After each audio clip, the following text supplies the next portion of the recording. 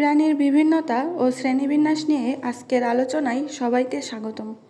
আমাদের এই পৃথিবীতে দেখুন কি বিশাল প্রাণী জগৎ, স্থলে জলে বাতাসে সর্বত্রই প্রাণী। বিজ্ঞানীরা এ পর্যন্ত 1.3 মিলিয়ন এরও বেশি প্রাণী খুঁজে পেয়েছে, আরও যে কত বাকি। আচ্ছা, আমরা এই যে প্রাণী বৈচিত্র্য বলছি, এর মানেটা কি চলুন জেনে নেওয়া যাক। সহজ কথায় সব ধরনের প্রাণীর মধ্যে যে পার্থক্য দেখা যায় সেটাই প্রাণী বৈচিত্র্য। এই বৈচিত্র্যকে মূলত 3 ভাগে ভাগ করা যায়: জিনগত, প্রজাতিগত, বাস্তুতান্ত্রিক। যেমন ধরুন, জিনগত বৈচিত্র্য এর কারণে একই প্রজাতির মধ্যে এত ভিন্নতা, ঠিক আমাদের মানুষের মতো। আর প্রজাতিগত বৈচিত্র্য মানে হলো কত রকমের প্রজাতি আছে। আর বাস্তুতান্ত্রিক বৈচিত্র্য হলো তাদের বসবাসের পরিবেশ। তো এত বিশাল বৈচিত্র্যকে বিজ্ঞানীরা সাজান কিভাবে? এর উত্তরটাই হলো শ্রেণীবিন্যাস।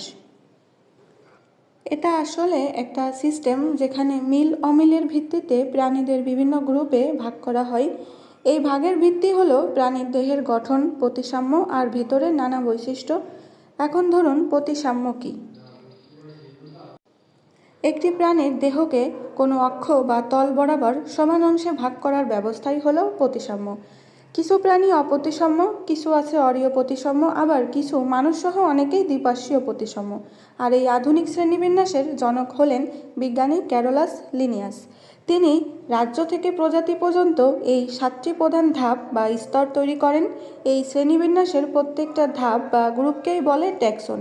যেমন ম্যামালিয়া একটা ট্যাক্সন। এই সিস্টেমটার কারণেই প্রত্যেকটা প্রাণীর একটা নির্দিষ্ট বৈজ্ঞানিক নাম দেওয়া সম্ভব হয়েছে।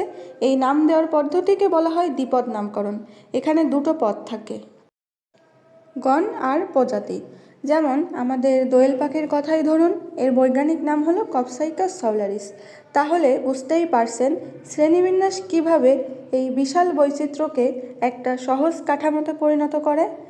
আর এর কারণেই এত প্রাণীদের আমরা খুব সহজেই চিনতে পারি।